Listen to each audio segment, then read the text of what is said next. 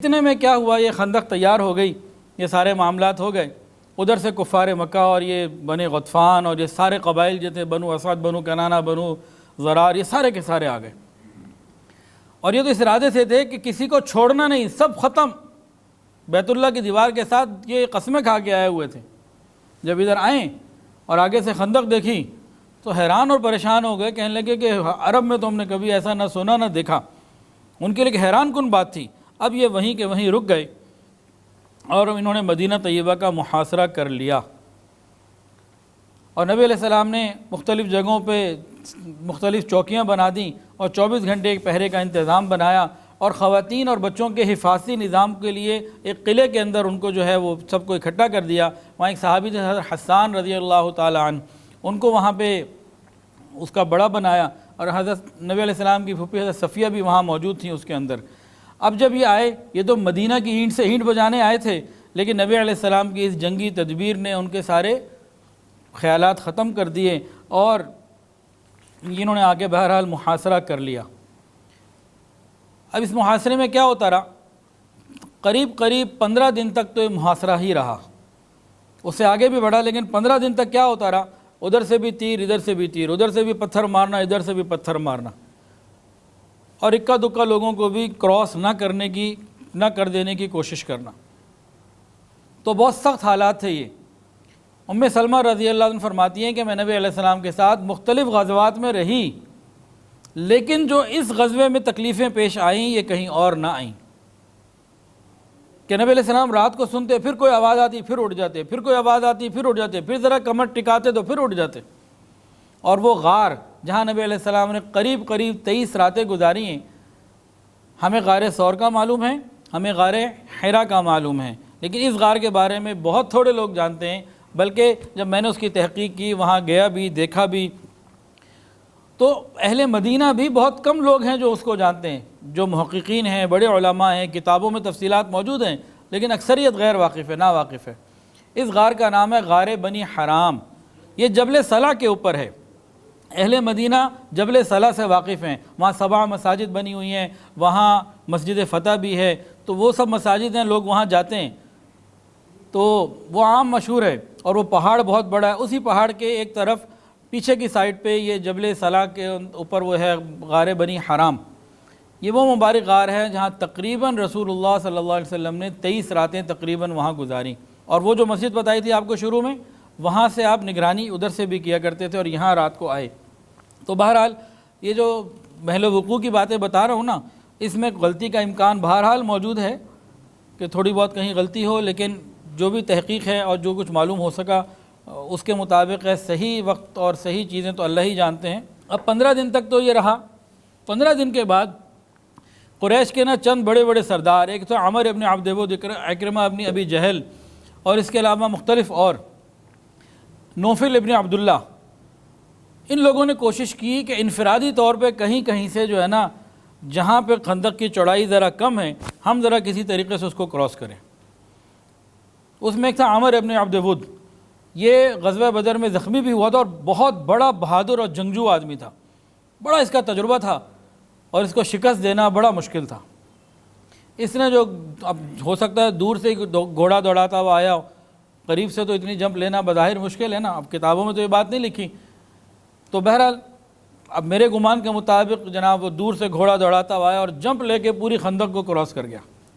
اس طرح 3-4 یہ لوگ خندق کو کراس کر کے آ گئے۔ یہ عمر ابن عبد ود کا واقعہ کیا ہوا، یہ جب سامنے آیا نا تو اس نے کہا کون ہے جو آگے مجھ سے لڑتا ہے؟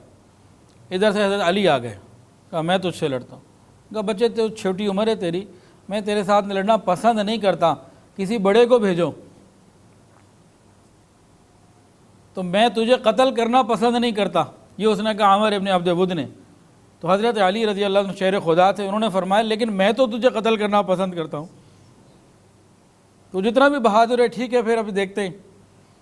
اس نے جب یہ بات سنی نا تو اس کا تو غصہ چڑھ گیا، اس کو اپنے گھوڑے سے اترا، تلوار لی، اور حضرت علی رضی اللہ عنہ کے اوپر زوردار حملہ کیا۔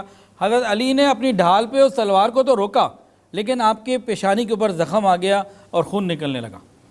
اس لیے حضرت علی نے جب جوابی وار کیا تو اس کے 2 ٹکڑے کر دیے، اور اللہ اکبر کا نعرہ لگایا۔ صحابہ نے جب آواز سنی تو انہیں یقین ہو گیا کہ حضرت علی کو اللہ نے کامیابی عطا فرمائی۔ دوسرا تھا نوفل ابن عبداللہ، یہ بھی مر گیا۔ یہ لیکن کیسے مرا؟ یہ جو اپنے گھوڑے کے ساتھ جمپ لے رہا تھا تو نیچے گرا، گردن ٹوٹی اور وہیں کے وہیں مر گیا۔ اور جو باقی آئے تھے اکرمہ ابن ابی جہل وغیرہ اور 2-3، یہ پھر انہوں نے سب کچھ دیکھا تو انہوں نے پھر واپسی کسی طریقے سے کی اور یہ مقابلے کے لیے آگے نہیں بڑھے۔ اور نوفل ابن عبداللہ کی لاش، اس کے بارے میں قریش مکہ نے رابطہ کیا نبی علیہ السلام سے کہ یہ لاش ہمیں دے دیں اور ہم سے 10,000 درہم کی ایک بڑی اماؤنٹ لے لیں، اس کی ڈیڈ باڈی ہمیں دے دیں۔ نبی علیہ السلام نے فرمایا کہ یہ خود بھی خبیث اور ناپاک ہے، اس کی دیت بھی خبیث اور ناپاک ہے، نہ ہمیں اس کی لاش کی ضرورت ہے نہ اس کی دیت کی ضرورت ہے، ویسے ہی اٹھا کے لے جاؤ اس مردار کو۔ کہ جن کی نظر اللہ پہ ہونا پھر پیسوں پہ نظر نہیں ہوتی، ورنہ بندہ سوچے بھئی 10,000 درہم مل رہے ہیں، بھوک بھی ہے تو چلو ایک وقت کا کھانا ہی صحابہ کے لیے آئے، کچھ آئے، یا نہیں، یہ خبیث ہے، ہمیں خبیث مال نہیں چاہیے، پاک مال چاہیے۔ تو حلال میں اللہ رب العزت نے برکت رکھی۔ اب ساری طرف تو باہر جو ہے نا وہ کیا ہے، کفر موجود ہے۔ اندر بنی قریظہ تھے، یہ کون ہے؟ یہودیوں کا ایک قبیلہ تھا بڑا۔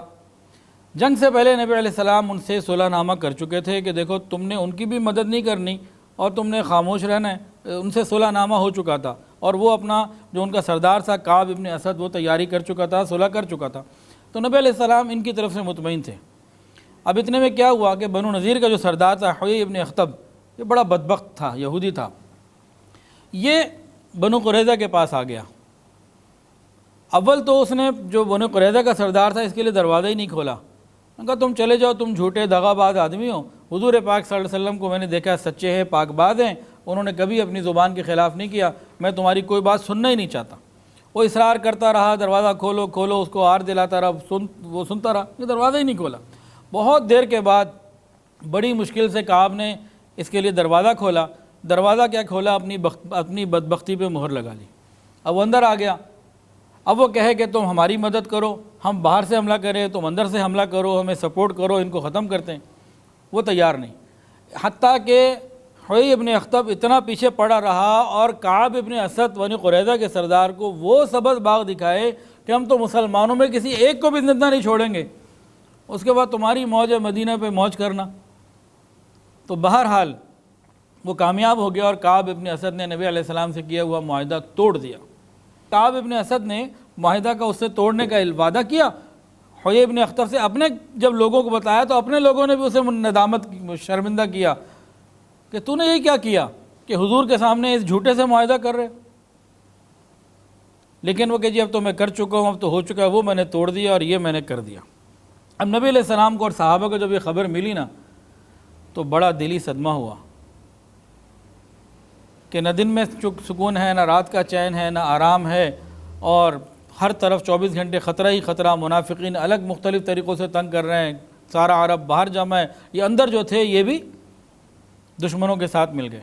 تاہم نبی علیہ السلام نے قبر کی تحقیق کے لیے 3-4 صحابہ کو بھیجا، حضرت سعد ابن معاذ رضی اللہ تعالیٰ عنہ، سعد ابن عبادہ رضی اللہ تعالیٰ عنہ، چند صحابہ کو بھیجا کہ جاؤ بھئی ذرا حالات کی تحقیق کر کے آؤ۔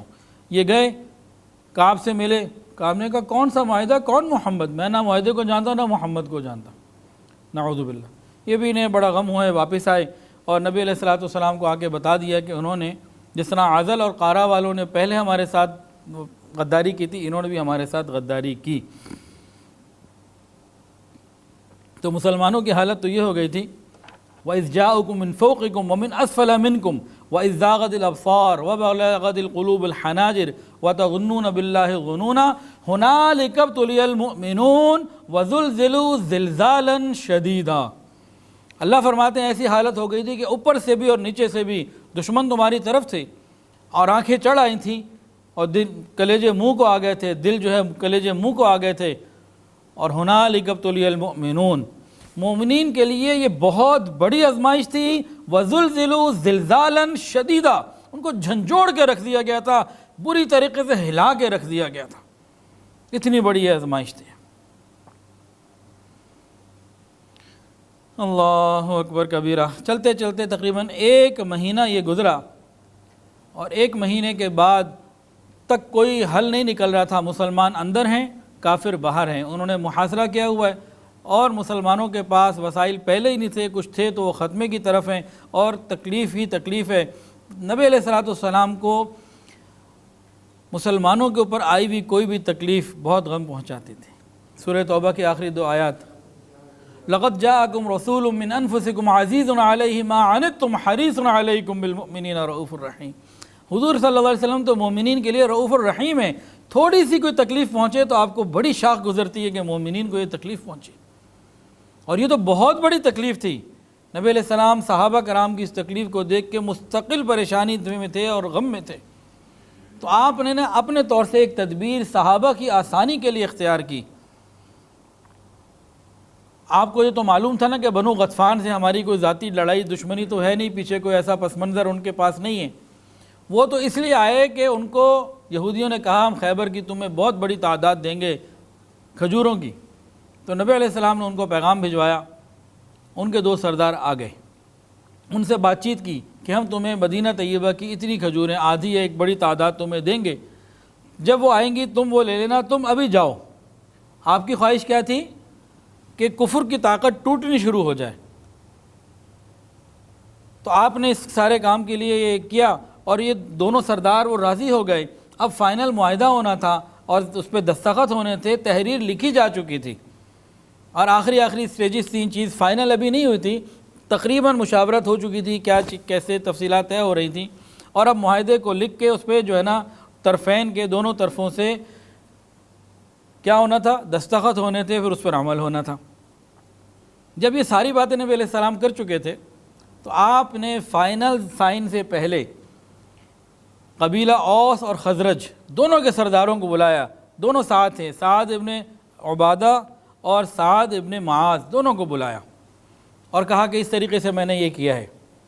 دونوں نے بڑی ادب سے عرض کیا، یا رسول اللہ اگر یہ اللہ کا حکم ہے ہم ہر طریقے سے حاضر ہیں، آپ جو حکم فرمائیں۔ کھجور کیا، ہماری جانیں حاضر ہیں، ہماری اولادیں حاضر ہیں، کھجور کیا چیز ہے، اگر یہ اللہ کا حکم ہے تو ہم حاضر ہیں۔ لیکن اگر آپ نے ہماری آسانی کو اس میں سمجھا کہ ہمارے ساتھ خیر خواہی آپ اس میں سمجھ رہے ہیں اور یہ اللہ کا حکم نہیں ہے اور آپ کی بھی خواہش نہیں ہے، آپ اصل میں ہماری خواہش چاہتے ہیں، ہماری آسانی چاہتے ہیں، تو پھر ہمیں کچھ بات کرنے کی اجازت دیجیے۔ رسول اللہ صلی اللہ علیہ وسلم نے ارشاد فرمایا کہ نہ یہ اللہ کا حکم ہے، نہ میری مرضی ہے، نہ میری طبیعت کا تقاضا ہے، میں تو تمہاری تکلیفوں کو دیکھ کر یہ بات کر رہا ہوں۔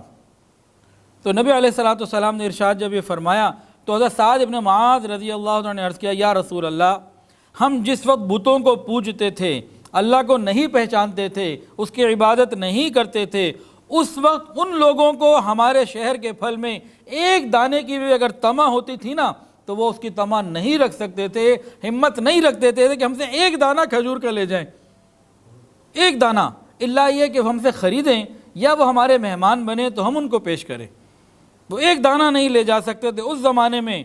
اور یا رسول اللہ آج تو اللہ نے ہمیں اپنی معرفت عطا فرمائی، اسلام کے ساتھ عزت دی، آج ہم ان لوگوں کو اپنا پھل اس طریقے سے دے دیں، اپنے مال اس طریقے سے دے دیں، ہمیں ایسی چیز کی کوئی حاجت نہیں، ہم ان کو تلوار کے سوا کچھ نہیں دیں گے یہاں تک کہ اللہ ہمارے ان کے درمیان کوئی فیصلہ کر دے۔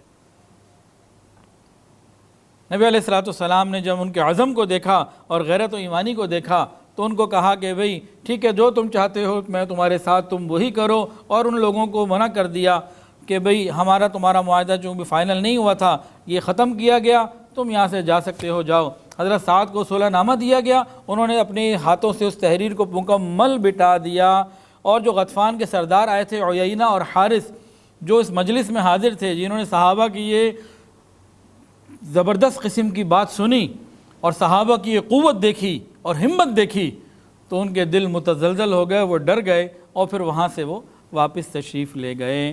ویڈیو کے نیچے سبسکرائب کے بٹن پہ کلک کریں، بیل کے آئیکن پہ کلک کیجئے تاکہ ہر نئی ویڈیو کی نوٹیفیکیشن آپ کو مل جائے۔